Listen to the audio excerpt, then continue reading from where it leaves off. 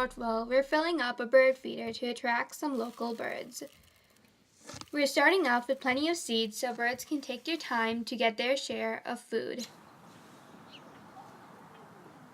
Here we don't see a lot of aggression between the birds because there's more than enough food for everyone.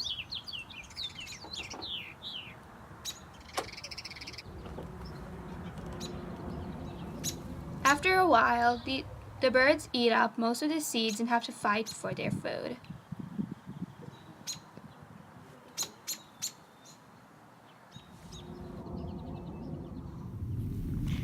Here we have a spider weaving a web in between a rock and a blade of grass. The blade of grass here isn't affected because the web doesn't damage it and the spider doesn't eat from the blade of grass. The spider, on the other hand, benefits from this relationship because it gets provided a habitat for it to stay. The spider also benefits because it can capture its prey through the webs.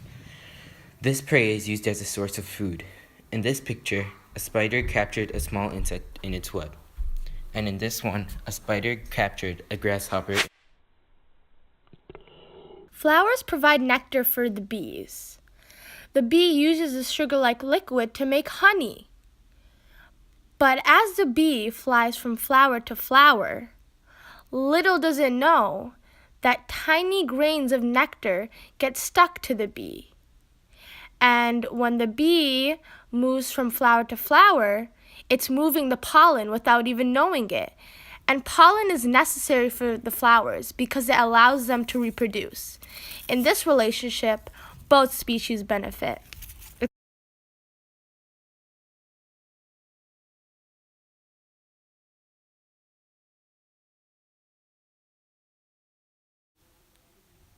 This is a tapeworm. Tapeworms enter the body of a host. When they enter the body of the host, they go into the intestines. They latch onto the intestines, and when a host digests its food, they eat the digested food. They end up eating many nutrients that a host needs to survive. This harms the host because the host needs these nutrients to survive, and it can cause infections and diseases in the host, or even death.